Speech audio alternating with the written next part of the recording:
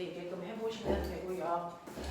자, 보시면 오늘 하셔야 되는 거 이제 운동에 대해서는 어느 정도 느낌을 잡았어. 자, 근데 이러한 운동이 안 변하는 운동도 있고 변하는 운동도 있는데 물체의 운동 상태, 빠르기나 방향이 바뀐다면 그거 다 누구 때문이야? 누구 때문이야? 애가 가다가요. 오른쪽으로 2의 빠르기로 가다가 얘가 점점 속력이 빨라져서 1초 지나니까 속력이 3 됐어. 이거 뭐 때문에 그래? 왜 그래? 왜 바뀌었어? 왜 빨라지는 거야? 원인은 딱 하나요. 중학교 1학년 때 배웠습니다. 빠르기나 방향을 변화시킬 수 있는 유일한 능력은 힘밖에 없어요. 됐어. 물체의 빠르기나 방향을 변화시킬 수 있는 유일한 능력, 그게 바로 힘이고요. 빠르기를 변화시키는 진짜 힘, 우리가 얘기하는 이 힘은 진짜 힘, 알짜 힘이라고 해요. 그 알짜 힘 때문에 운동 상태가 바뀌어요.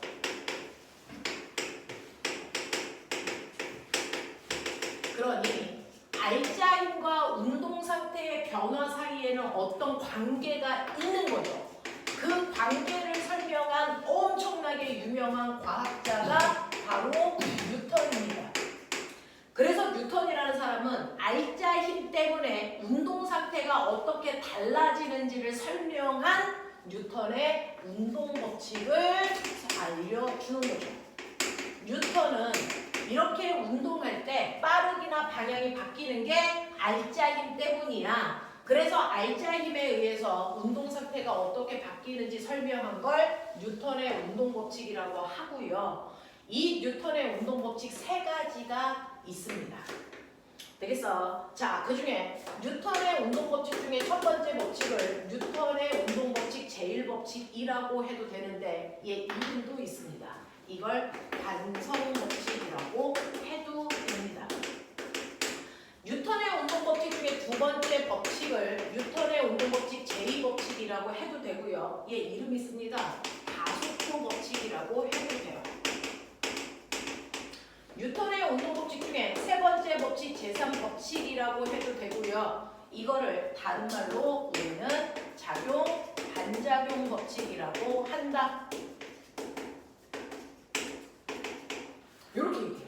그래서 뉴턴의 운동 법칙 제1법칙, 제2법칙, 제3법칙 이렇게 얘기하는데 그 중에서요. 뉴턴의 운동 법칙 중에서 가장 중요한 건 뭐니 해도 제2법칙, 가속도 법칙이고 이게 가장 어려운 문제로 나올 때 작용, 반작용으로 응용돼서 나옵니다. 그래서 이거 가지고 문제 풀 수 있는지가 가장 관건. 이렇게 됩니다. 자, 그래서 우리도 뉴턴의 운동 법칙 중에서 제2법칙 먼저 하죠. 자, 제2법칙을 먼저 할 때 먼저 아셔야 되는 건 우리는 그러면 알짜 힘 제대로 구할 수 있어? 이거 구할 수 있어야 이 내용을 해결할 수 있습니다. 자, 그 중에서 우리는 중학교 때 뭐 배웠냐면 물체의 운동 상태를 변화시킬 수 있는 유일한 능력 힘이라고요. 중학교 1학년 때 힘이 뭐니? 힘은 눈에 보이지 않아. 근데 과학에서 인정해. 힘이라는 건 있어. 왜? 힘을 받으면 물체의 변화가 일정하게 변하니까. 힘과 비례해서 물체의 운동 상태가 변하기 때문에 이 힘이라는 건 눈에 보이지 않아도 운동 상태의 변화량을 통해서 힘을 정확하게 측정 가능합니다. 그래서 힘이라는 건 보이지 않아도 있다 그래요. 근데 귀신이나 영혼 같은 거는 과학에서는 있다라고 인정하지 않습니다. 똑같이 눈에 보이지 않지만. 왜요? 귀신이나 영혼 때문에 나타나는 변화가 일정하지 않기 때문입니다. 그래서 과학은 눈에 보인다 안 보인다가 아니고 그것 때문에 변화가 일정해야 그 존재를 인정하는 거란 말이야. 근데 힘이라는 건 인정합니다. 얘 때문에 변하는 건 물체, 모양 또는 운동 상태를 변화시키는 유일한 능력입니다. 힘이라는 건 눈에 보이지 않지만 이 힘을 받으면 물체는 모양이 바뀌거나 또는 운동 상태라는 따방이 바뀝니다. 거꾸로 얘기하면 모양이 바뀌었어? 얘 무조건 힘 받은 거야. 모양이나 방향이 바뀌었어? 무조건 힘 받은 거야. 왜? 모양과 빠르기나 방향을 변화시킬 수 있는 유일한 능력이 바로 힘이니까. 힘 안 받고 바뀔 수는 없다라는 얘기입니다. 되겠어?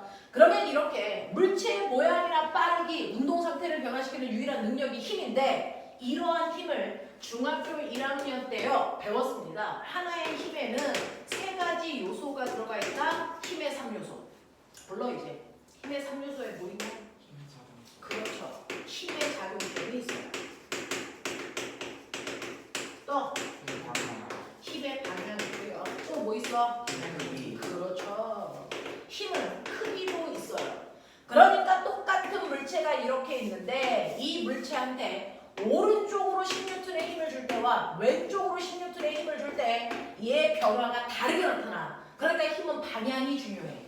그리고 똑같은 방향으로 힘을 주더라도 그래서 10N의 힘을 주냐 20N의 힘을 주냐에 따라서 변화량이 또 달라. 그러니까 힘은 크기도 중요해. 근데 힘은 또 뭐가 중요하냐면 내가 여기다가 20N의 힘을 줬을 때와 이 대가리에다가 20N의 힘을 줬을 때 변화가 다르게 나타나. 어떻게 나타나냐면 위에다가 힘을 주면 이 벽은 쓰러져요. 근데 아래에다가 힘을 주면 물체가 쓰러지지 않고 그냥 앞으로 갑니다. 그러니까 3번째로 중요한 건 힘을 어느 지점에 줬느냐가 중요하죠. 그걸 우리가 작용점이라고 합니다. 되겠어? 이렇게 힘은 3가지 요소에 의해서 결정되는 값입니다. 더군다나 힘은 방향을 갖는 그 유명한 벡터 값입니다. 그러면 이러한 힘을 매번 이렇게 쓸 수는 없잖아. 힘의 작용점은 어디고 방향은 뭐고 크기는 뭐야. 이거 쓸 수 없어. 그래서 힘의 3요소를 나타내는 간단한 기호를 이용해서 이 모든 내용을 하나의 기호로 나타내죠. 그게 뭡니까? 화살표입니다. 화살표에서 이 똥꼬가 힘의 작용점을 나타내고요. 화살표의 방향이 힘의 방향이고요. 화살표의 길이가 힘의 크기인 거예요. 근데 여러분들 한정된 종이에다 그리다 보니 1N의 힘을 1cm 크기로 나타낸다면 100N의 힘은 100cm 길이로 나타내야 되는데 지면이 한정되어 있다 보니까 그렇게 비례해서 잘 못 그려. 그래서 그냥 F 얘는 그냥 100N이야. 이렇게 써버리는 것 뿐이야. 원래는 비례하게 그려야 되는 겁니다. 되겠어? 자, 그러면 이러한 힘을 어떤 물체가 받아보면 여기 이제 물체가 있어. 가라는 물체가 있는데 얘가 오른쪽으로 10N의 힘 받아. 오른쪽으로 20N의 힘 받아. 왼쪽으로 20N의 힘 받아. 비스듬한 방향으로 10N의 힘 받아 라고 하는 하나의 물체에 하나의 힘만 작용하지 않는다고. 아가처럼. 이렇게 어떤 물체라도요. 그 물체는요. 매 순간 여러 개의 힘을 다양한 방향으로 동시에 받고 있어요. 그럼 결국은 얘는 그래서 어느 방향으로 힘을 받는 것과 같은 효과가 나타나니? 라고 하면 이렇게 여러 개의 힘을 그래서 합성한 결과 얘는 결국은요. 이 방향으로 10N의 힘을 받는 것과 같은 결과가 나타나요. 이걸 설명해 드릴 건데 이렇게 여러 개의 힘을 하나의 힘으로 만드는 과정을 힘의 합성이라고 합니다. 힘을 합성한다 그래. 그 합성한 결과 만들어진 하나의 힘을 저 4개의 힘에 합력 또는 중학교 1학년 때 배웠던 알자힘이라고 합니다. 그래서 물체의 운동을 변화시키는 건 A도 아니고 B도 아니고 C도 아니고 D도 아니고 이 4개의 힘의 알자힘 얘가 물체의 운동 상태를 변화시킵니다.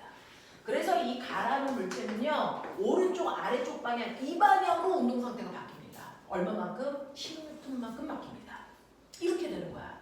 그러니 여러분들이 첫 번째는 알자 힘을 정확하게 구할 수 있어야 뉴턴의 말을 알아들을 수 있다. 이런 얘기거든요. 그러면 선생님 저는요. 알자 힘을 구하고 싶어요. 힘을 합성하는 과정입니다.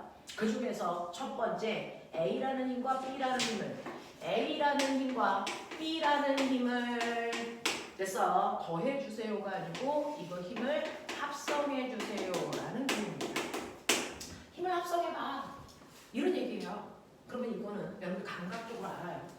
A라는 힘과 B라는 힘은 두 힘이 어느 방향으로 작용하는 힘이에요? 같은 방향으로 작용하는 두 힘입니다. 자, 같은 방향으로 작용하는 두 힘이 있을 때 이 두 힘을 합성하는 방법은 얼마일 것 같니 유라? 유라 A 플러스 B가의 합성한 결과가 얼마의 힘의 효과를 나타낼까? A는 오른쪽으로 10N, B는 오른쪽으로 20N 이 두 힘을 합성하면 오른쪽으로 30. 그렇죠. 같은 방향일 때는요. 실제로 그냥 더하시면 돼요. 10N의 힘에다가 20N의 힘을 더해서 합성한 결과 30N의 힘이 만들어지는 거고 어느 방향? 그렇죠. 그 두 힘과 같은 방향으로 힘이 작용하는 효과입니다. 그러니 A와 B를 굳이 따로 그리지 말고 이거 합성해서 오른쪽 방향으로 30N의 힘이 작용해요 라고 하는 이 하나의 힘을 구하는 게 그려놓는 게 A와 B의 효과를 합한 결과예요. 그래서 같은 방향일 땐 그냥 더하면 되는 거구나. 그래서 그 아이들의 합력이 그 방향으로 작용한다고 생각하면 되는 거구나. 이 얘기예요. 근데 지금 내가 구해놓은 이 F1이라는 힘과 C라는 힘을 합성한 겁니다. 근데 F1이라는 힘과 C라는 힘을 합성할 건데 이 두 힘은 어느 방향으로 작용하냐면 반대 방향으로 작용하는 두 힘입니다. 이렇게 힘이 서로 반대 방향으로 작용한다면 세령아, 얘요 합력이 얼마일 것 같니? F1은 30N, F2는 왼쪽으로 C는 왼쪽으로 20N. 오른쪽으로 10. 그렇죠. 반대 방향으로 작용하면요. 이걸 합성하라고 했을 때 더하는 게 아니고 빼는 게 합력을 구하는 방법이야. 뺄 때 그냥 빼면 안 되고요. 큰 힘에서 작은 힘을 빼셔야 정확한 합력을 구하니까 자, 30N에서 20N을 빼면 이때 작용하는 이 두 힘의 알짜 힘은 얼마입니까? 10N입니다가 되는 거예요. 그러면 이 알짜 힘은 어느 방향으로 작용해요? 큰 힘 방향으로 작용합니다. 그러니 굳이 얘하고 얘도 따로 그리지 말고요. 이 둘을 합성한 결과 오른쪽 방향으로 10N이에요 라고 하는 게 A와 B와 C를 합성한 결과의 힘이라는 거예요. 이게 F2라는 힘이 되는 거예요. 되겠어? 자, 그럼 선생님 같은 방향일 땐 더하래, 반대 방향일 땐 빼래. 이건 감각적으로 여러분들이 느낄 수 있는 건데, 자, 저한테 이런 애가 있어요. 3N이라는 힘하고요 4N이라는 힘 두 개가 있는데 이 힘을 이 물체한테 마음대로 방향을 조절해서 주래. 그죠? 어떤 방향으로 두 힘을 이루게 할 때 이 물체가 받는 최대 힘을 만들까? 같은 방향. 맞습니다. 그러니 같은 방향으로 힘이 작용할 때 그게 바로 그 힘이 만들 수 있는 최대 힘이 된다라는 얘기입니다. 그러니 3N과 4N을 이용해서 만들 수 있는 최대 힘은 7N까지 만들 수 있어요. 이 뜻이에요. 그러면 방향을 막 바꿔서 어떤 방향일 때 가장 작은 효과를 만들까? 몇 N일까? 맞아요. 반대 방향일 때가 가장 최소의 효과를 만드는 힘을 만드는 거예요. 그러니 얘가 만들 수 있는 최소의 힘은 1N입니다. 그래서 시험에 나와요. 3N과 4N을 통해서 만들 수 있는 힘의 종류가 아닌 거 찾아라. 얘는 무조건 1N보다 크거나 같고 7N보다 작거나 같은 모든 힘을 다 만들 수 있으니 이거 가지고 8N은 못 만들어. 그래서 이거 가지고 0N도 못 만들어. 이 사이의 힘은 근데 다 만들 수 있어. 이런 얘기예요. 근데 고명아 느껴라. 최대의 힘은 두 힘이 같은 방향? 다시 말해 두 힘이 몇 도를 이룰 때?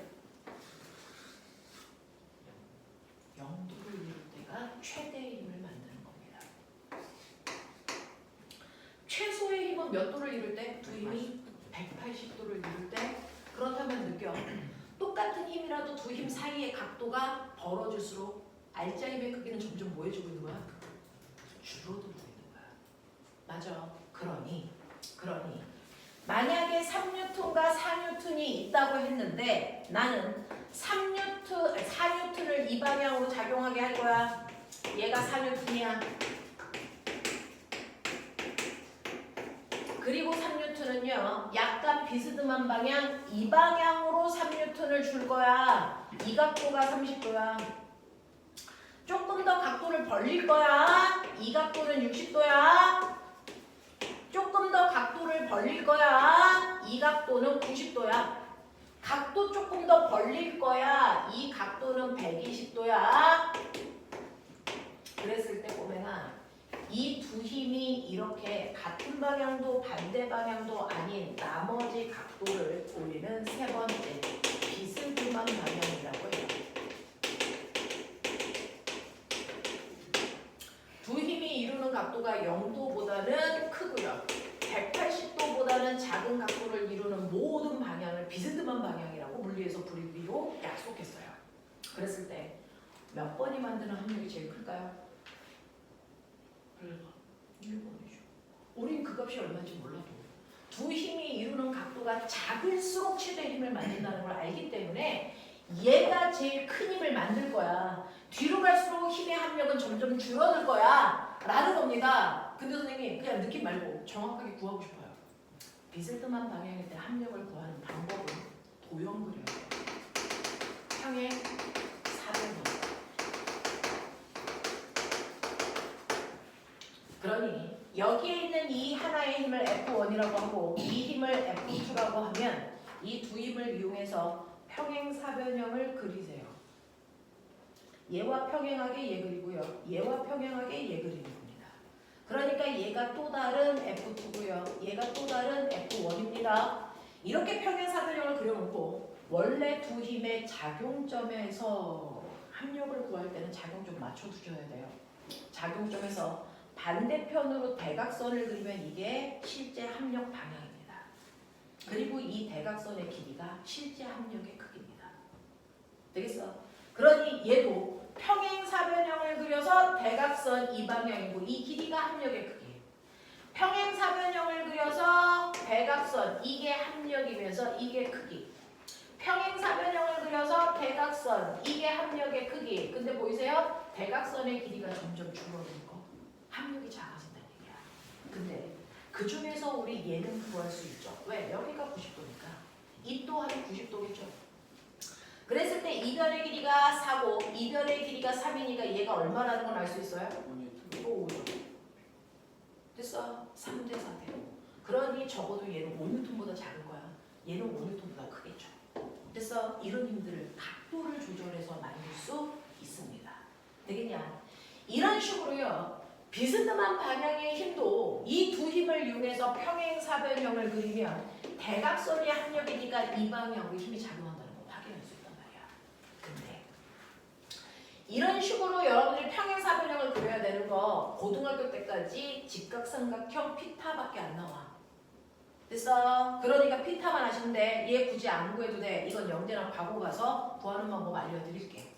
자, 근데 비스듬한데 피타는 아니야. 근데 합력을 구할 수 있는 딱 하나가 있어. 그 아이를 우리가 특수각이라고 불러. 이 특수각인 조건일 때는 우리가 합력을 알 수 있는데요. 두 힘이 이루는 각도가 몇 도냐면 두 힘이 이루는 각도는 반드시 120도예요. 120도고 두 힘의 크기가 어때야 되냐면 같아야 됩니다. 이 두 가지 조건을 만족해야 됩니다. 두 힘이 이루는 각도는 무조건 같을 거며 두 힘 사이의 각도는 무조건 120도여야 특수각이 됩니다. 그랬을 때 평행사변형을 그리시면 얘는 평행사변형이자 이 자체가 뭐냐면 마름모입니다. 그랬을 때 이때 대각선을 그리면 무조건 두 힘의 정확하게 가운데 방향을 향하는 방향으로 대각선이 그려지고요. 마름모이다 보니 이 길이와 이 길이가 무조건 같습니다. 그래서 합력도 그대로 10N이 나와요. 알겠어? 이런 경우도 존재한다 라고 하는 거 기억해 두시면 돼. 자, 그렇다면 지금 선생님은 살짝 물투를 해드리고 있어요.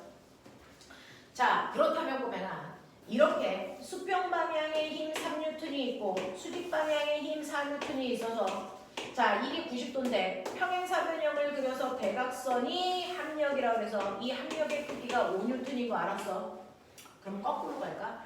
여러 힘을 합해서 하나로 만들 수 있다면 꼬매나 비스듬한 방향에 하나의 힘이 있다고 쳐. 그러면 이 힘을 우리는 나눌 수도 있어. 여기서 X축의 수선에 발을 내리면 이만큼의 힘과 Y축의 수선에 발을 내리면 이만큼의 힘 두 개가 평행사변형을 그렸을 때 얘가 대각선이 되는 거잖아. 그러니 하나의 힘 F를요 내 맘대로 X축 방향의 힘과 Y축 방향의 두 힘으로 나눌 수도 있어요. 이때 요 각도가 세타라고 치자. 수선에 발을 내렸으니까 이 각도가 90도일 거예요. 그러면 여러분들 수학 시간에 배운 것처럼 이게 바로 뭡니까? 직각삼각형이죠. 학교에서 삼각비 배우셨을 거예요. 됐죠? 그렇다면 이 길이가 F라면 꼬맹아 삼각비를 이용해서 이 길이는 어떻게 구할 수 있지? 불러. F 빗변 곱하기 코사인 세타 값이 이 길이. 알아? 알아? 이거 몇 학년 때 배운다고? 중3 때 배운다고. 너네 중3 과정 다 끝냈잖아. 됐죠? 얘 F 코사인 세타예요. 자, 그러면 요 변의 길이가 바로 얘일 텐데 이거 어떻게 구한다고요? F 사인 세타 값으로 계산하면 된다고요. 예를 들어 요 각도를 30도라고 치자. 이 힘의 크기를 20N이라고 치자. 그렇다면 X축 방향의 이 힘은 20 곱하기 코사인 30이니까 2분의 루트 3이야. 그래서 X축 방향의 힘이 10루트 3만큼 작용하는 게 작용해요. 그 다음에 Y축 방향의 힘이 얼마니? 라고 하면 20 곱하기 사인 30이니까 2분의 1이야. 그래서 위쪽으로는 10N의 힘으로 잡아당기는 거라고. 그러니 비스듬하게 수평면과 30도 각도로 20N의 힘이 작용한다는 얘기는 사실은 수평으로 10루트 3과 수직으로 10N의 힘이 동시에 작용하는 효과와 같은 효과가 나타난다고. 알겠어? 이렇게 힘을 여러 개를 하나로 만드는 건 힘을 합성한다고 그러고요. 하나의 힘을 여러 개의 힘으로 나누는 건 힘을 분해한다고 그래요. 힘을 합성하는 건 중학교 아이들 때 주로 합니다. 근데 고등학교에서 물리 문제 풀 때는 힘을 분해합니다. 그래서 수평 방향의 힘은 F 코사인 세타, 수직 방향의 각도가 마주보고 있는 변의 힘은 F 사인 세타 값으로 분해할 수 있다. 요거 때문에 내가 맨날 수학 어디까지 했니? 적어도 중3까지는 끝내고 와야 돼 라는 얘기를 하는 이유가 요거 때문에 그렇습니다. 그거 빼고는 수학이 필요하지 않습니다. 더하기 빼기만 하실 수 있으면 돼요. 알겠어? 자, 그래서 여러분들이 뉴턴의 운동법칙을 이해하기 위해서는 최소 힘에 대한 얘기를 이해해야 된다. 그래서 힘을 합성하고 분해하는 게 물투에 있는데 그거 배울 때까지 여러분이 헤매고 있으면 안 되니까 미리 땡겨서 해봐 드렸어요. 자, 그러면 이제 가죠. 드디어 뉴턴의 운동법칙 중에서 가장 중요한 제2법칙 가속도 법칙 먼저 말씀드릴게요. 뉴턴의 운동법칙 중에 가속도 법칙이라는 게 뭐야? 선생님 저 가속도 알아요. 가속도는 저번 시간에 시간분의 속도 변화량으로 구한다고 그랬잖아요. 이건 가속도 법칙이 아니고 가속도를 이렇게 정하자라고 하는 얘는 가속도 정의입니다. 뉴턴이 얘기한 건 가속도의 정의를 얘기한 게 아니고 가속도는 누구에 의해서 결정돼 라는 걸 얘기한 거예요. 그걸 가속도 법칙이라고 하는데 예를 들어서 여기 가경 여기 2kg짜리 물체가 있어. 처음에 1이라는 빠르기로 갔는데 1초가 지난 후에 얘를 보니까 얘가 얼마로 가냐면 2의 빠르기로 가고 있어. 1초 지난 후에 보니까. 그러면 이 경우의 가속도가 얼마인지 생각해. 얼마니? 1초라는 시간 동안에 속도가 1만큼 증가했으니까 이 경우의 가속도는 1이죠. 맞습니까? 이 얘기예요. 근데 두 번째 경우가 있습니다. 두 번째는 똑같이 2kg짜리 물체가 1이라는 빠르기로 가고 있습니다. 똑같은 물체가 1로 간다. 나 그러면 알아. 1초 후에 보면 이 새끼 속도 2일 거야. 아니야 이 새끼야. 이 새끼 속도 3이야. 그러면 이 경우의 가속도는 얼마냐? 2죠. 일반적인 사람들은 어떤 줄 아세요? 가의 가속도 1이에요? 나 맞았다. 나의 가속도 2예요? 나 맞았다. 이거 하죠 우리는. 근데 뉴턴은 뭐 했는 줄 아세요? 같은 물체인데 왜 가속도의 크기가 다르지? 가속도의 크기를 결정하는 게 뭐였을까? 얘는 왜 크기가 달랐을까? 이걸 생각하기 시작한 거예요. 도대체 가속도의 크기를 결정하는 게 뭐냐? 이겁니다. 뭘 것 같습니까? 그렇죠. 가는데 더 빨라졌으니까 운동 방향으로 얘는 힘을 받았을 겁니다. 예를 들어 얘는 2N의 힘으로 누군가가 밀고 있었다고 치자. 그래서 얘가 받은 알자 힘이 2N이야. 그래서 속도가 1초에 1씩 빨라지는 가속도의 크기 1 가지고 있어. 근데 가속도의 크기가 2배가 됐어. 그러면 얘는 밀었겠죠. 얼마로 밀었을까요? 얼마요? 네. 4N의 힘으로 밀었다는 걸 오랜 동안 실험을 통해서 입증한 거예요. 그래서 이 사람은 가속도의 크기는 물체가 받는 알자 힘에 비례해. 이 얘기한 사람이에요. 이 얘기한 사람이에요. 그래놓고 그 다음에 얘의 고민은 그러면 가속도의 크기를 결정하는 건 힘밖에 없을까? 다른 물리량은 가속도의 크기에 영향을 안 줄까? 이제 이게 궁금한 거예요. 그래서 이물체에 작용한 다양한 물리량들을 막 변화시켜 봅니다. 그랬을 때 이 사람이 알아낸 게 있죠. 그러면 힘만 가속도의 크기를 결정한다면 여기에 있는 물체한테도 얘랑 똑같이 4N의 힘을 준다면 가속도의 크기가 똑같아야 되는 거 아니야? 근데 얘 4kg. 처음에 속력이 1이었어. 그러면 1초 지나면 속력이 3 돼야 되는데 얘 얼마 됐을까? 얘 얼마 됐을 거 같니? 2 됐어.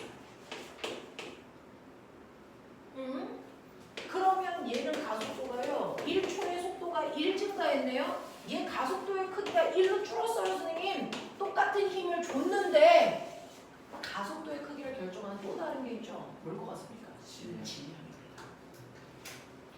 가속도는요, 질량과 무슨 관계를 가지고 있다? 반비례 관계를 가지고 있다는 걸 알아낸 사람이에요. 그러면 그걸 뺀 또 다른 요소 중에 가속도의 크기를 결정하는 게 있을까? 미친 듯이 실험했습니다. 결론 없다라는 겁니다. 그래서 가속도의 크기를 결정하는 요인은 딱 2개다. 물체가 받는 알자힘과 물체의 질량이다. 그래서 가속도의 크기를 결정하는 이 2개를 이용해서 가속도 구하는 식을 다시 만들어내죠. A는 M분의 F. 이게 가속도를 구하는 또 다른 방법이자 이걸 우리가 가속도 법칙이라고 한다. 이게 가속도 법칙이다. 그래서 가속도는 물체의 질량 분의 알자 힘으로 계산할 수 있다. 정말요? 해볼까요? 예요. 이물체의 질량이요 2kg입니다. 알자 힘 2N입니다. 그래서 가속도는 질량 분의 알자 힘인데 얘는 2kg고 받은 힘이 2N이라서 가속도가 얼마 나옵니까? 1 나옵니다. 1 나옵니다. 얘는요. 질량이 2kg인데 받은 힘이 4N이야. 그래서 계산해봐. 가속도 2대. 맞죠? 얘는요. 4kg인데 받은 알자 힘이 4N이야. 그래서 가속도가 1인 거였던 거야. 알겠습니까? 이렇게 돼요. 그래서 가속도의 크기를 구할 수 있는 방법이 2가지가 있어요. 가속도는 질량분의 속도 변화량으로 계산하셔도 되고 시간분의 속도 변화량으로 계산하셔도 되고 질량분의 받은 알자 힘으로 계산해도 된다. 되겠어? 이걸 알아낸 사람이 뉴턴이라는 얘기입니다. 그래서 우리는 앞으로 이 방법을 훨씬 더 많이 씁니다. A는 M분의 F입니다. 되겠어? A는 M분의 F라는 물체의 속도 변화를 결정하는 건 물체가 받은 알자 힘과 물체의 질량이다. 라는 겁니다. 되겠어? 그래서 가속도의 크기를 결정하는 요인이 뭔지를 알아낸 거.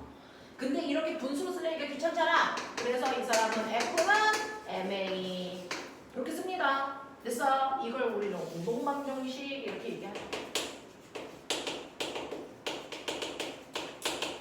이렇게 얘기합니다. 됐어? 자, 그러면 이제 느껴보세요. 물체가 힘을 많이 받아.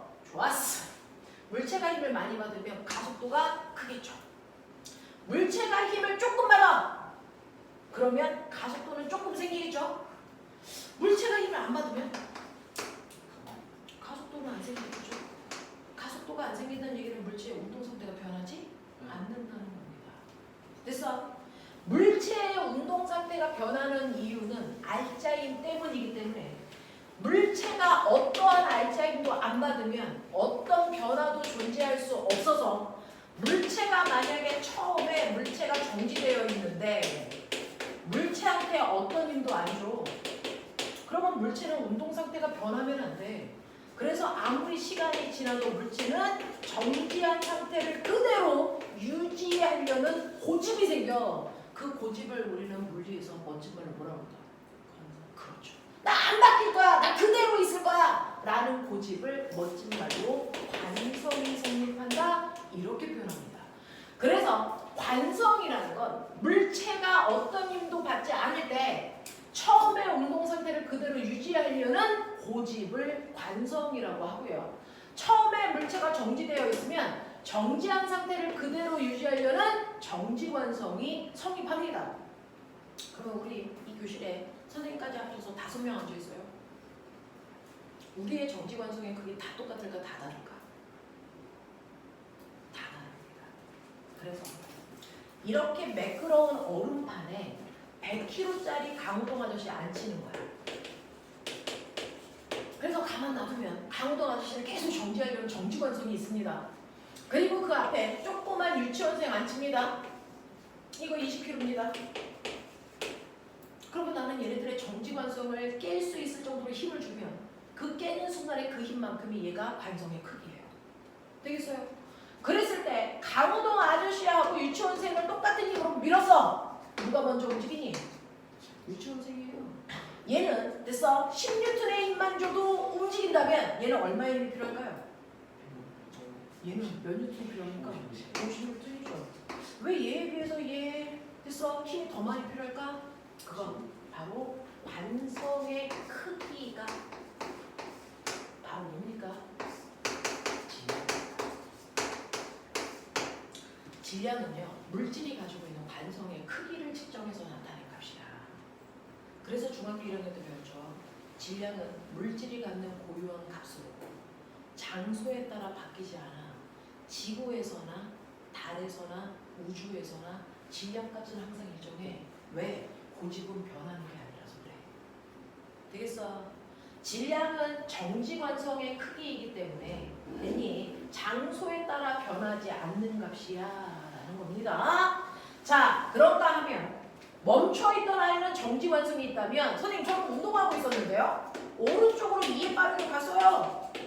그러면 얘는 힘을 받지 않으면 됐어? 그 방향, 그 빠르기로 계속 가려는 속도, 운동하려는 고집이 생깁니다. 이 고집을 우리 뭐라고 그러냐면 이걸 운동 관성이라고 합니다. 되겠어? 그래서 관성은 두 가지입니다. 맨 처음에 정지되어 있었던 물체는 정지되어 있으려는 정지관성을 갖고 있고요. 움직이는 물체는 계속 그 방향, 그 빠르기로 가려는 운동관성을 가지고 있습니다. 이때 정지관성의 크기는 질량이니까 질량이 큰 애가 정지관성의 크기도 커. 운동관성은요. 운동관성의 크기도 있어요. 이걸 시험 끝나고 오면 선생님이 설명할 겁니다. 이걸 우리는 운동량이라고 합니다. 되겠습니까? 자, 이래서 뉴턴의 운동법칙 제1법칙은요. 바로 어떤 물체도 힘을 받지 않으면 그래서 그 물체는 처음에 운동 상태를 그대로 유지하려는 관성을 가지고 있어 라는 걸 설명한 겁니다. 힘을 받지 않으면 변하는 게 아니야. 힘을 받으면 변해야 돼. 알겠습니까? 이걸 설명한 거야. 그러면서 나 하나만 물어보자고 해나. 가속도는 방향이 있을까 없을까?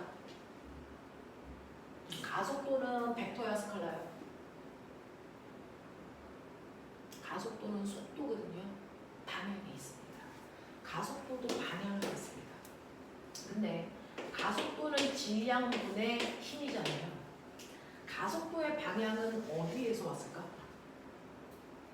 가속도의 방향이요. 가속도가 오른쪽이야, 왼쪽이야. 이 가속도의 방향을 결정하는 건 누구였을까요?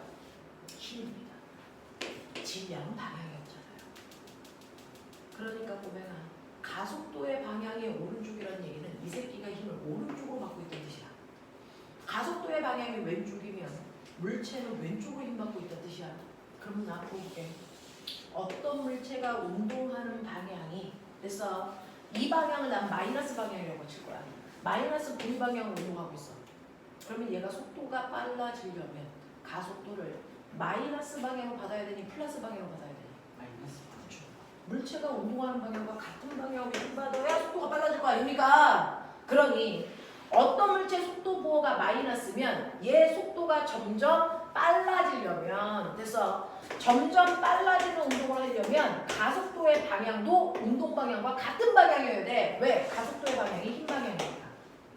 그래서 물체의 운동 방향이 마이너스면 가속도 방향도 마이너스로 붙어 있을 때 물체는 점점 빨라져. 근데 물체의 속도 방향이 마이너스 이 방향인데 가속도 방향이 플러스라는 얘기 뭐야? 물체가 가는 방향과 반대 방향을 힘받아 이 뜻이잖아요. 그러면 얘는 속도가 점점 뭐해지니? 느려지는 뜻이야. 이해돼? 그러면 예를 들어 속도 방향이 선생님 그러면 마이너스가 아니고 플러스면 속도가 점점 빨라지려면 가속도 방향이 뭐여야 돼? 플러스. 플러스여야 돼. 그래야 빨라지는 거야. 이 두 개 방향이 같을 때 빨라지는 거야. 플러스든 마이너스든 의미 없어. 두 방향이 같으면 빨라지는 거야. 근데 속도 방향이 플러스인데 가속도 방향이 마이너스야. 이 새끼 뭐 해줄 거야? 느려질 거야. 알겠습니까? 이 얘기입니다. 가속도가 플러스냐 마이너스냐 의미 없어요. 속도 방향과 가속도 방향이 같으면 무조건 빨라지는 거야. 속도 방향과 가속도 방향이 같으면 빨라지는 거다. 알겠습니까? 이렇게 됩니다. 그래서 가속도의 방향은 힘 방향을 얘기한다. 라고 하는 걸 기억해도 자, 이제 드디어 제일 어렵다는 뉴턴의 제3법칙 작용반작용 법칙으로 가자. 자, 오늘 배워야 되는 내용 중에서요. 제일 어렵다고 하는 뉴턴의 운동법칙 중 제3법칙으로 가는데 얘는 정말 잘 필기해 주세요.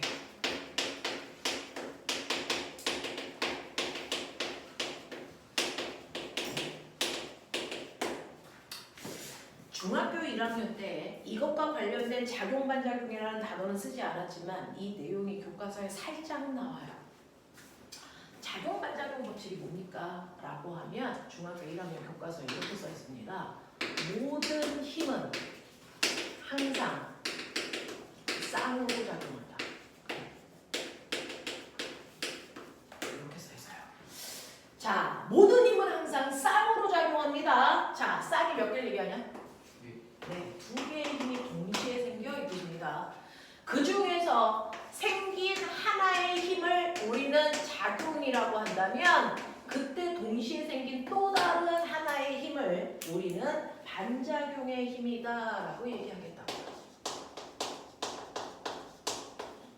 그러니까 작용과 반작용의 힘은 모든 힘은 항상 쌍으로 생기는데 그 쌍으로 생긴 두 힘의 이름이 하나는 작용, 하나는 반작용이라는 거야. 그러면 여기에 뭐가 있냐면 칠판. 그 칠판을 선생님의 손바닥으로 뭐 할 거야? 칠 거야. 그래서 선생님이 손바닥으로 칠판을 라고 치는 행위를 했어. 이 순간에도 힘이 몇 개가 생겼니? 두 개의 힘이 생겼어. 그중 하나의 힘이라는 그 작용의 힘이 뭘까요? 라고 하면 이 작용의 힘이 바로 선생님 손이 칠판을 10N의 힘으로 쳤죠. 이게 선생님이 준 힘이라고 치자. 그러면 이 순간 생긴 반작용의 힘은 뭐예요? 그거 어떻게 얘기해요? 라는 겁니다. 반작용과 작용의 힘은요 어렵지 않아요. 주어 위치와 목적어 위치만 거꾸로 얘기해 주시면 됩니다. 다른 단어 튀어나오면 절대 안 됩니다. 그럼 불러 칠판이 누구를? 손을 얼마? 10N의 힘으로 동시에 친 겁니다. 작용 반작용의 힘은 0.0001초의 오차도 없이 동시에 생기는 거야. 그래서 동시에 생기는 힘으로 크기가 무조건 같은 크기의 힘이 동시에 생겨. 그러면 됐어. 세령아 나와 빨리. 우리 힘을요 화살표로 표현한다고 해도 기억나요? 되겠어? 그러면 작용의 힘과 반작용의 힘을 이 그림에다가 너네는 네 그림에다가 그리고 세령이는 칠판에다 그려봐. F1이라는 힘을 이 그림에 어떻게 화살표로 표현하면 될까? F2는 어떻게 표현할까? 이걸요 제가 한 번 정확하게 그린 애를 본 적이 없어요.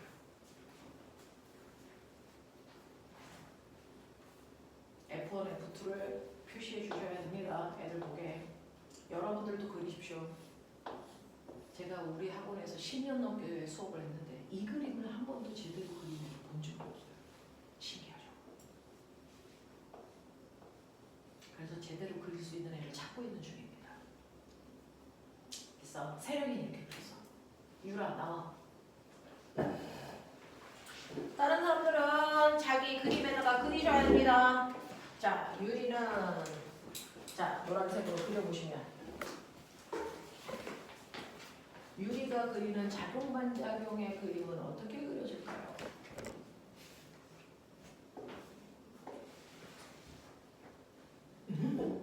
화살표를 2개 그려야 되는데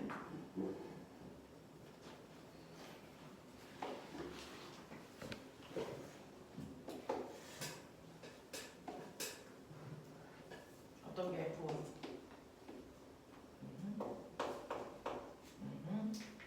자, 그러면 지금 유리하고 세령이가 그린 그림이 똑같네요. 그렇죠? 둘이 똑같은 화살표를 그렸어요. 들어가세요. 저 화살표가 맞았을까요? 틀렸을까요? 그럼 본인들은 다른 방향으로 화살표를 그린 거야? 그렇게 그렸어? 똑같아? 이렇게 그렸어? 자, 이 화살표 틀렸어. 선생님이 뭐라 그랬냐면 손이 칠판을 10N의 힘으로 쳤다라고 하는 걸 힘을 나타내는 화살표로 그려야 된다 그랬습니다. 앞으로는 이걸 일일이 쓰지 않고요. 그냥 하나의 화살표로 그려보면 아 이건 뭐가 누구한테 가하는 힘이구나 라는 걸 여러분들이 읽어내셔야 됩니다. 그러면 이때요. 선생님이 화살표에 이 작용점 어디다 찍으라 그랬어요? 작용점을 어디다 찍는 거다? 힘을 준 애한테 찍습니까? 힘을 받은 애한테 찍습니까? 힘을 주네. 그러면 아까 내가 여기에 이렇게 그렸을 때 그래서 내가 여기다가 힘을 여기다가 줬을 때 여기다 줬을 때가 다르게 나타나 그랬을 때 여기가 작용점이죠. 이거 힘을 준 애한테 찍은 거야? 받은 애한테 찍은 거야? 받은 애한테 찍습니다. 작용점은요. 선생님 저는 여기 맞았어요 라고 하는 그 맞은 데 있잖아. 거기가 작용점이야. 되겠어? 작용점은요 반드시 힘을 받은 곳에 찍는 겁니다. 바로 이 연습이 되어 있어야 앞으로 복잡한 힘을 해결합니다. 힘은 작용점은 무조건 힘을 받은 점에다가 찍습니다. 그러면 힘을 받은 게 손이니 칠판이? 힘을 받은 애가 손이야 칠판이야? 칠판입니다. 그러니까 F1이라고 하는 힘은 손이 칠판을 쳤으니까 칠판 여기 맞았어. 그래서 손이 이 방향으로 쳤어. 이게 F1이야. 이렇게 그리셔야 돼요. 됐어? 이게 F1입니다. 손이 칠판을 쳤습니다. 10N의 힘. 그러면 반작용의 힘. 얘 힘 누가 받은 겁니까? 손이 칠판을 쳤죠. 누가요? 손이 받은 거예요. 그러니까 이때는 손에다가 작용점 찍어서 이 방향으로 하셔야 이게 F입니다. 이렇게 그려줘야 돼요. 그래서 작용과 반작용의 작용점은 힘을 받은 곳에다가 찍는 거다라는 연습을 꼭 할 수 있게. 됐죠? 그래서 이렇게 그려지는 게 작용 반작용의 두 힘이고요. 이 작용 반작용의 두 힘은 보시는 것처럼 무조건 언제나 반대 방향으로 작용합니다. 예외 없습니다. 물리의 장점은 예외가 없다는 거야. 반대 방향으로 작용하는 두 힘이고 크기는 반드시 같은 두 힘입니다. 그래서 작용 반작용은 서로 다른 물체에 작용하고요. 됐어? 무조건 방향은 반대여야 되고 크기는 무조건 같은 두 힘의 관계를 가지고 있어야 작용과 반작용의 두 힘입니다. 그럼 나 물어보죠. 손바닥으로 칠판을 치는데 선생님 내 손바닥이 아파요. 누구 때문에 아픈 거니? F1 때문이? F2 때문에? 그렇죠. 이것 때문에 아픈 거예요. 그러니까 내가 손이 칠판을 칠 때요. 그것과 동시에 반작용의 힘 얘가 생기기 때문에 손바닥이 아픈 겁니다. 되겠어? 이 얘기예요. 자 그러면 작용과 반작용의 크기를 알았다. 자, 얘 합력 얼마니? 저거 합력 얼마예요? 얼마? 얘 합력 얼마입니까? 0. 아닙니다. 그것도 한번 해보죠. 꼬매나 합력 아까 반대 방향 할 때 선생님 빼라 그랬잖아요. 그러니까 0이 맞아야 되는데 왜 아니고 그래요? 아닙니다. 합력은요. 이렇게 두 힘이 작용을 하고 있어야 합력을 구할 수 있고 그랬을 때 합력이 0인 두 힘이죠. 위와 아래 차이가 뭘까요? 자, 차이점이 뭐냐면 얘는 힘을 가라는 물체가 받은 겁니다. 같은 물체가 받고 있는 힘들끼리는 합력을 구할 수 있어요. 근데 얘는 칠판이 받은 힘이고 이건 손이 받은 힘으로 두 물체는 전혀 다른 물체예요. 전혀 다른 물체가 받은 힘은 합력을 구할 수 없습니다. 그래서 칠판이 받은 힘 그냥 10, 손바닥이 받은 힘 그냥 10입니다. 작용과 반작용은 전혀 다른 물체에 작용하는 힘이기 때문에 얘네들은 절대로 합력을 구할 수 없는 힘입니다. 근데 이 그림처럼요. 같은 물체에 작용하는 두 힘인데 같은 물체에 작용하기 때문에 합력을 구했더니 합력을 0 만드는 두 힘의 관계를 우리는 뭐라 그러냐면 힘의 평형관계의 두 힘이다. 그래서 A와 B는 평형관계의 두 힘이죠. 작용반작용의 두 힘이 아니고요. 거꾸로 F1과 F2는 작용반작용의 두 힘이 평형관계의 두 힘이 아니라는 거야. 되겠어? 이거 구분. 평형관계의 두 힘은 같은 물체에 작용하고 합력을 0 만들 수 있는 힘이다. 작용반작용은 절대로 같은 물체에 작용하지 않는다.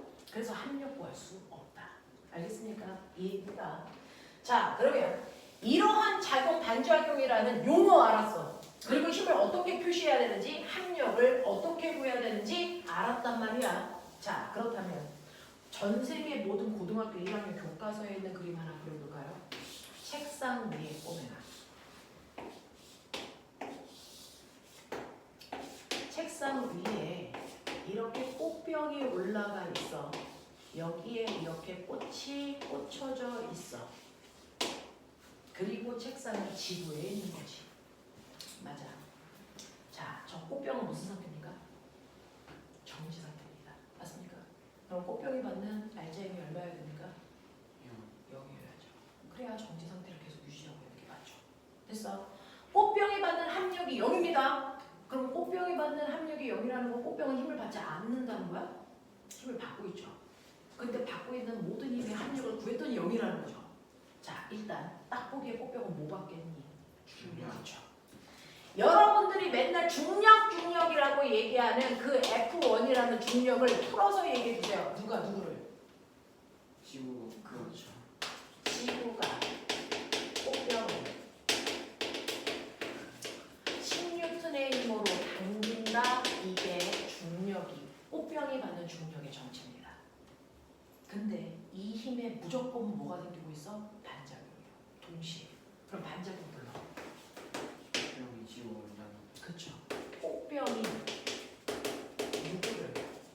지구를 얼마? 10N의 힘으로 당기죠. 됐어? 그거 화살표 그려. 이 그림에다가. 얼른 그려. 네 그림을 그리세요.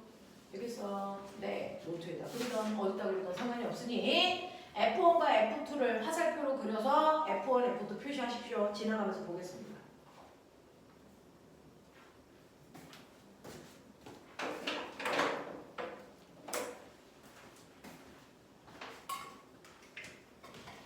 영재 과거반에 오면 힘 표시하는 것부터 선생님 가르치거든요.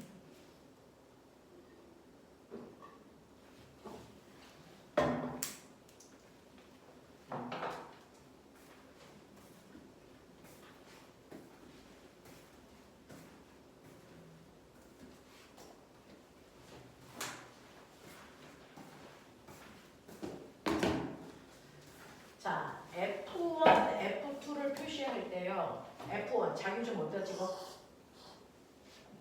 그렇지.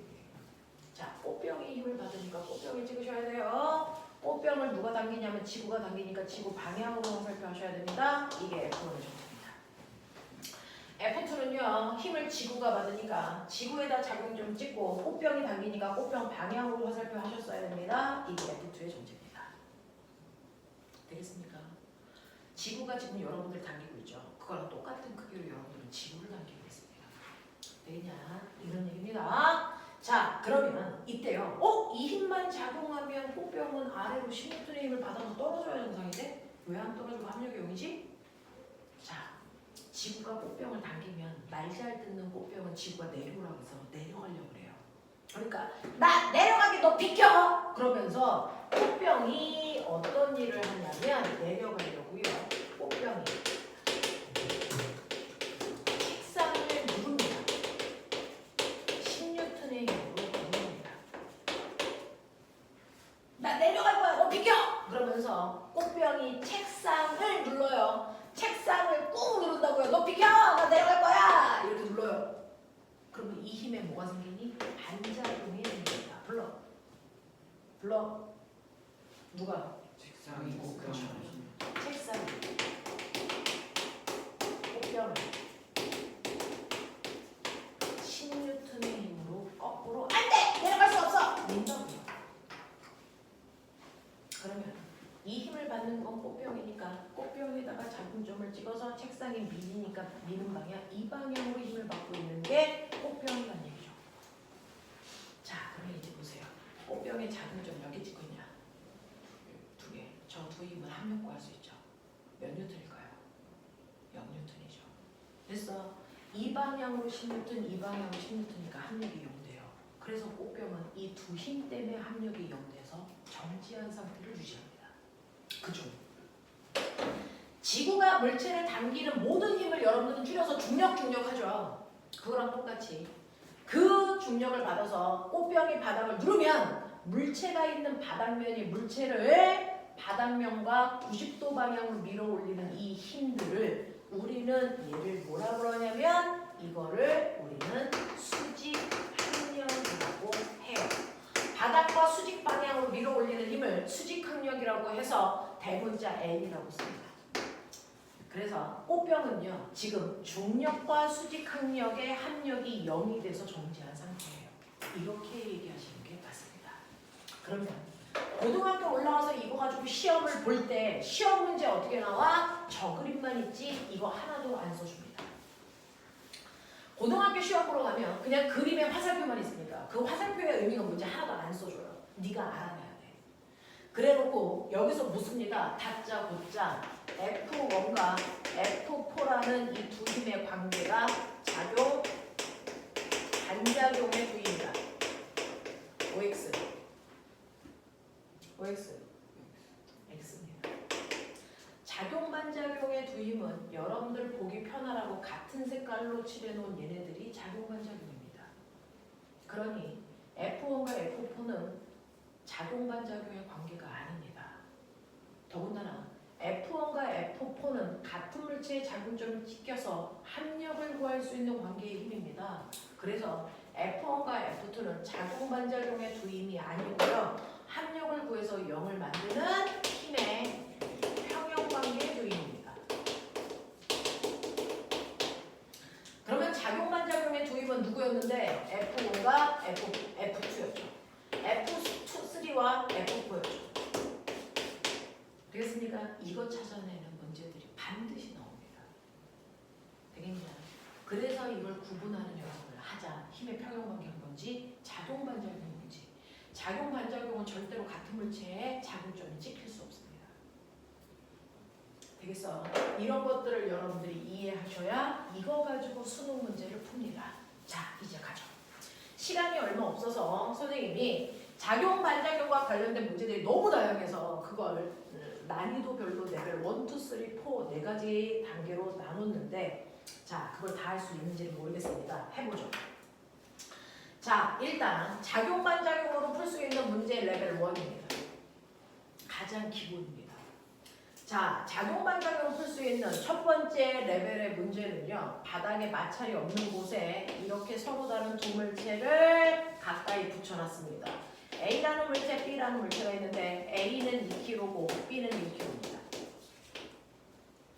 자, 이렇게 두 물체 붙여 붙여놓고 제가 뭐 했냐면 A 쪽에서 밉니다. 30N의 힘을 줘서 밀 겁니다. 그러면 물체와 바닥 사이에 마찰이 없으니까 이 힘을 받아서 A가 가는데 앞에 B가 있으니까 혼자 못 가고 A가 B를 밀면서 같이 갑니다. 그래서 이런 식으로요. 물체가 동시에 움직입니다. 자, 이 움직일 때요. 첫 번째 보시면 이 물체가 동시에 A, B가 같이 움직일 텐데 이 운동에 관여하는 진짜 힘이 얼마입니까? 내가 준 30N의 힘이 이 물체에 작용하는 진짜 힘입니다. 알짜 힘. 되겠어? 그 알짜 힘을 물체의 질량으로 나누시면 가속도 된다 그랬어요. 그러면 얘네들이 움직일 때 가속도 얼마입니까? 라고 하면 생각해봐. 30N의 힘으로 몇 킬로 움직였어? 3kg. 그렇죠. 3kg 움직인 거예요. 나는 A만 밀었지만 그 힘으로 움직인 거, 실제 움직인 건 A, B가 한꺼번에 움직인 거거든요. 3kg가 움직인 거예요. 그러니까 얘네들의 가속도가 10입니다. 라는 걸 해결해야 돼요. 그럼 난 궁금한 게 있는데 가속도가 10이라는 건 A의 가속도가 10이라는 거야? B의 가속도가 10이라는 거야? 각각의 가속도가 10, 10이라는 거야? 아니면 둘의 가속도를 합해서 10이라는 거야? 아닙니다. 이거 각각의 10이라는 뜻입니다. 각각의 10으로 움직이고 있다는 뜻입니다. 됐어? 이런 식으로 구해놓은 이 가속도는요. A의 가속도이자 B의 가속도가 이 값을 가지고 있다는 뜻이야. 그래서 A도 가속도 10으로 B도 가속도가 10으로 움직이고 있다는 얘기예요. 오? 그러면 선생님 가속도를 가지고 있다는 얘기는 A도 힘을 받고 있고 B도 받고 있다는 얘기를 해? 나는 A만 밀었는데. 그죠? B도 힘 받았네. 이 얘기죠. 그러면 도대체 A 혼자서 쓰님은 얼마고 B 혼자서 쓰님은 얼마일까? 내가 준 힘을 얘네들이 나눠 쓴 것 같아. A 혼자서 안 쓴 것 같아. A가 쓴 힘이 얼마야? 라고 하면 이건 F는 MA라는 운동 방정식이요. 거기다 넣으면 되는데 A 것만 구하고 싶으면 A의 질량에 A의 가속도를 곱하시면 돼요. B가 받은 알짜 힘을 구하고 싶으면 똑같이 F는 MA니까 B 것만 집어넣어서 계산하면 B가 받은 알짜 힘을 구할 수 있어요. A의 질량은 2kg고 가속도가 10이라고 했으니까 내가 30을 준 것 중에 A 혼자 썼으니 20이야. 이 새끼 20밖에 못 썼네. B는요 1 곱하기 10이니까 B는 10N 썼어. 아하, 내가 준 30을 얘네들이 나눠 썼구나. 20과 10. 근데 선생님 어차피 나눠 쓸 거면 그냥 반반 쓰지 왜 이상하게 20과 10로 나눴을까요? 힘을 나누는 기준이 뭐였을까요? 얘네들의 가속도는 똑같아요. 한꺼번에 움직일 거니까.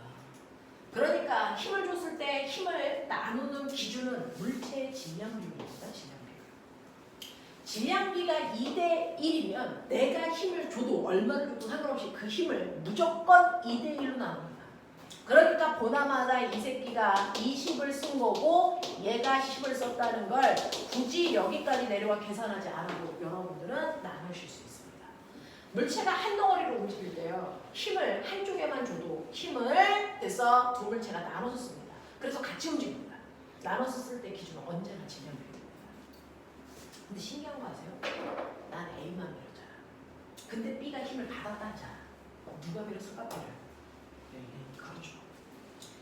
실제로 여기서 B를 민 건 내가 아닙니다. 나는 B에 손이 안 닿거든요. 나는 A만 밀었어요. 근데 A가 가려고 해서 앞에 조그만 애가 있으니까 A가 B를 민 겁니다. 얼마 힘으로? 그래서 10N의 힘을 B가 받게 된 거예요. 그래서 A가 B를 10N의 힘으로 밀었기 때문에 B가 10N의 힘을 받은 거야. 근데 이 힘에 뭐가 생겨야 되니? 반작용이 생기죠. 그 반작용으로 누가 누굴 미니? B가 A를 얼마의 힘으로 미니? 10N의 힘으로 이렇게 밀었겠죠. B가 A를 반대 방향으로 밀었겠죠. 그럼 꼬맹아 빨리 봐. A에 찍힌 작용점 몇 개니? A에 찍혀있는 작용점 몇 개니? 2개죠. 두 힘이 반대 방향이죠. 합력고 해보세요. 얼마입니까? 그래서 20을 쓴 거예요. 그래서 20이 돼요. 되겠어? 이 얘기예요. 그러면 이때 다섯 번째. A와 B 사이에 작용 반작용의 힘이 얼마입니까? 10N입니다. 요거 찾아내셔야 돼요. 요거 찾아내는 거야. 이해돼? 하겠어? 한다 그랬다. 레벨 1 그대로입니다.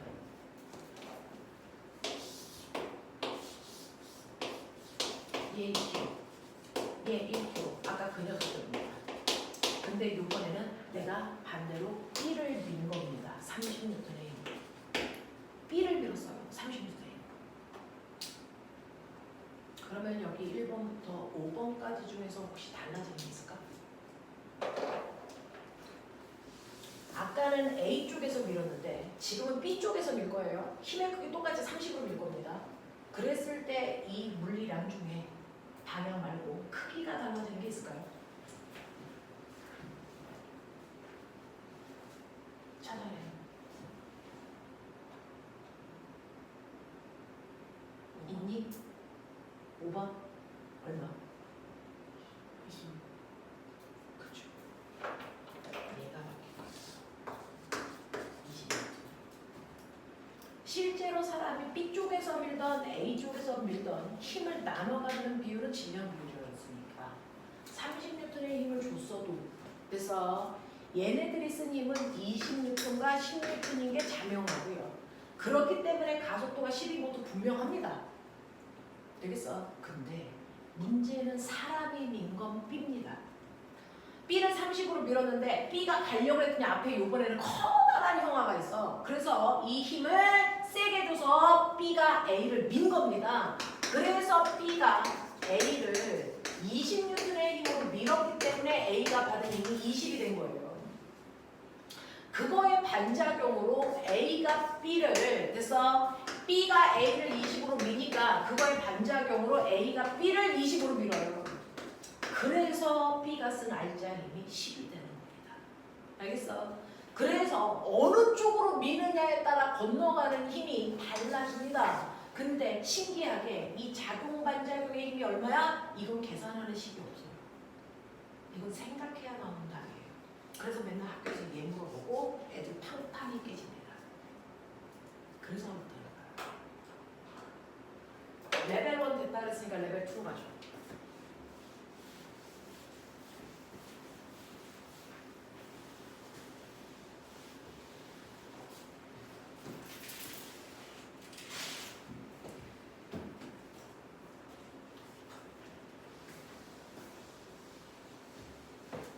레벨 1이 됐다고 했으니 레벨 2로 가보도록 합니다. 한 단계 목표 볼게요. 이제 이렇게 물체가 있는데 물체와 바닥 사이 마찰이 없는데 A라는 물체와 B라는 물체를 띄워 놓을게요. 근데 얘네들이 한꺼번에 움직이게 하기 위해서 줄로 묶어버릴게요. 아까처럼 딱 붙어 있는 게 아니고 줄로 묶어놓은 거예요.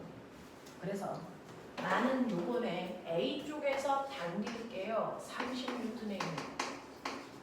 그랬더니 얘네들이 끌려갑니다. 되겠어? 자, 그렇다면은 꼬맹아 빨리 구해. 거기다가 또 하십시오.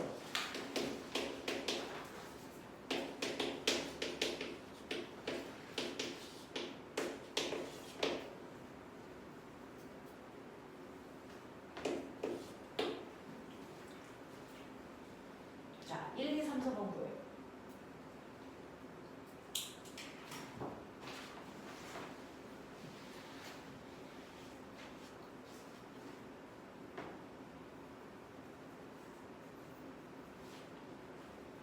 시간이 많이 돼서 많이 시간을 못 드립니다. 쭉쭉 끌고 갈게요. 자, 물체와 바닥 사이에 마찰이 없는데 30N을 끌었어? 그럼 아까랑 똑같습니다. 이 물체가 움직일 때서 날짜이 30이죠. 그 힘으로 잡아당긴 물체의 질량을 나누시면 가속도가 된다 그랬어요. 내가 30N의 힘으로 끌고 간 건 2kg가 아니고 3kg입니다. 그래서 3kg로 나누시면 가속도 10입니다. 그러면 A 혼자서 쓰니 얼마입니까? B 혼자서 쓰니 얼마입니까? 운동 방정식에 넣어서 계산하셔도 되고요. 아니면 여러분들이 언제나 힘은 질량별로 나눠 쓰는 거니까 2대1로 나누시면 얘 20N, 얘 10N 이렇게 나옵니다. 이때 실의 질량은 무시하는 거예요. 그래서 실의 질량은 없다고 쳐. 그냥 묶어만 놓은 거야. 그러면 얘 10뉴턴, 10뉴턴 알았어. 근데 문제는 아까랑은 다르죠. 내가 이거 끌고 갈 때요.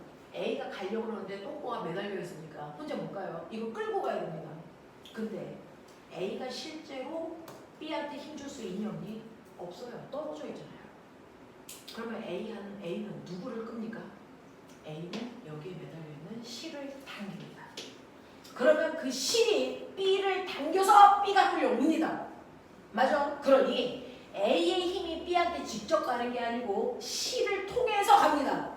그래서 C이 팽팽하게 당겨주면서 C에 걸려있는 힘을 우리는 멋진 말로 한국말로 장력이라고 하고요. 이걸 영어로 텐션에 약간 T로 쓴다고요. 얘가 장력이라고. C에 걸려있는 힘을 우리는 장력이라고 부른다. 그러면 이 C를 통해서 B까지 건너간 힘이 얼마냐? 얼마? 10뉴턴. 됐어. 그래서 보시면 A가 C를 사실은 10뉴턴의 힘으로 당긴 거야. 그랬더니 그 결과 C이 B를 10뉴턴의 힘으로 당긴 거지. 근데 이 각각의 힘에는 다 반작용이 있어. A가 C를 당기면 꼬매나 C이 A로 당겨. 10뉴턴의 힘으로. 되겠어? 자, C이 B를 당기면 B가 C를 당기지 10뉴턴의 힘으로. 되겠냐?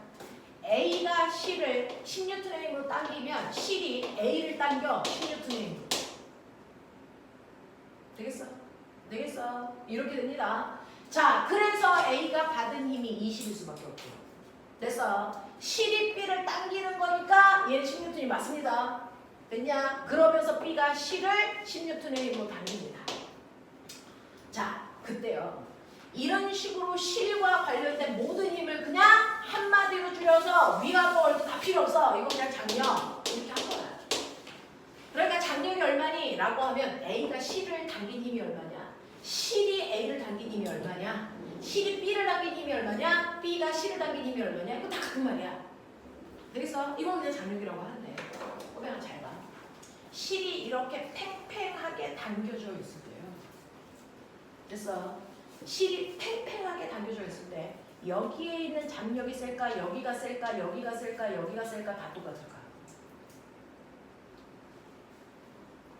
실이 이렇게 길게 늘어져 있잖아. 그랬을 때 장력은요. 앞이 세요? 뒤가 세요? 가운데가 세요? 어디가 셉니까?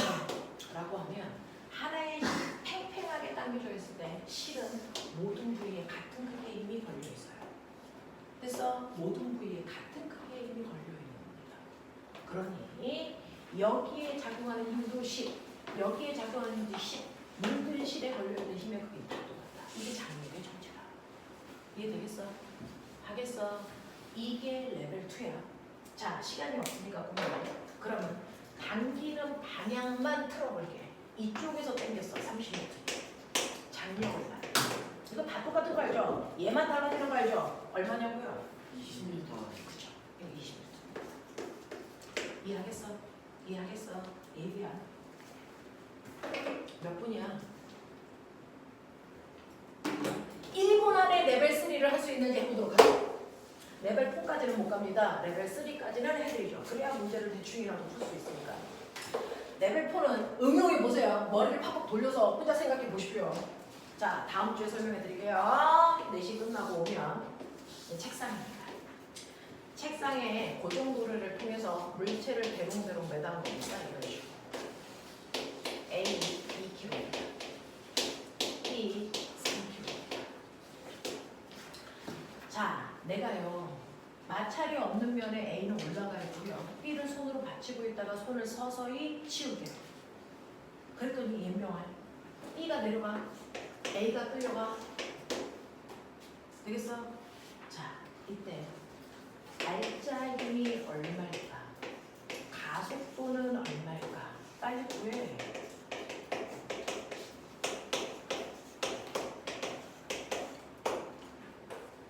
사실은 실제로 영재반에 가면 레벨 5만 가르쳐주고 레벨 3도 혼자 풀어봐 이렇게 얘기하거든요. 해보세요. 저 1분만 주세요.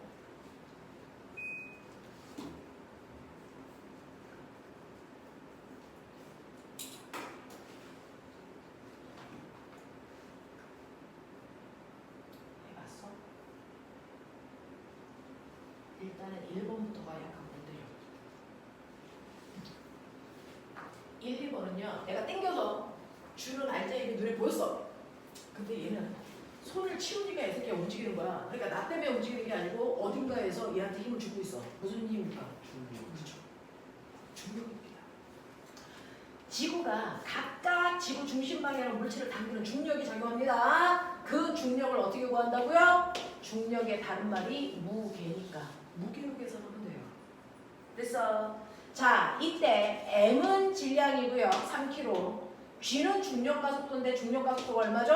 10입니다. 네. 중학교 때는 9.8로 하는데 고등학교에 올라오면 9.8 귀찮아서 10으로 합니다. 우린 고등학교 책이니까 10으로 할게요.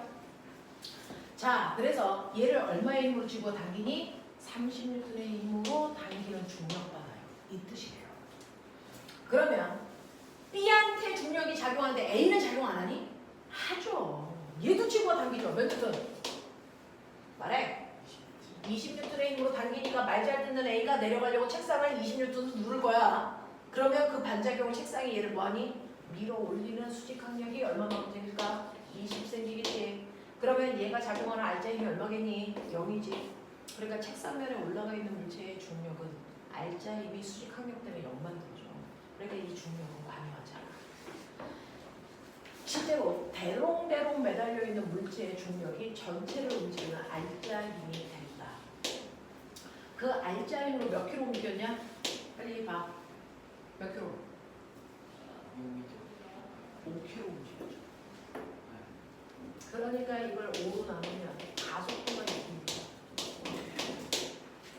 그 가속도의 힘으로 A도 움직이고 B도 움직이는 거니까 이때 알짜 힘 보시면 A는 2kg 곱하기 6이니까 12N의 힘을 쓴 겁니다. 30중에서 12. B는요 3 곱하기 6이니까 18N 쓴 겁니다. 합이 30인 건 맞고 힘을 나눠 쓴 비율이 질량 비율인 것도 맞습니다. 네? 이때 이 실에 걸려있는 장력이 얼마냐? 머리 돌려주세요. 얼마? 12m. 왜냐면 실제로 B한테 작용하는 힘 몇 개? B한테 작용하는 힘 몇 개? 2개입니다. 지구가 잡아당기는 중력과 실이 가지 못하게 당기는 장력받고 있습니다. 근데 얘 어느 쪽으로 움직입니까? 아래로 내려가죠. 왜? 알짜 힘이 아래쪽으로 작용하니까 이유가 뭘까요? 아래 방향의 중력이 더 커서 그래요.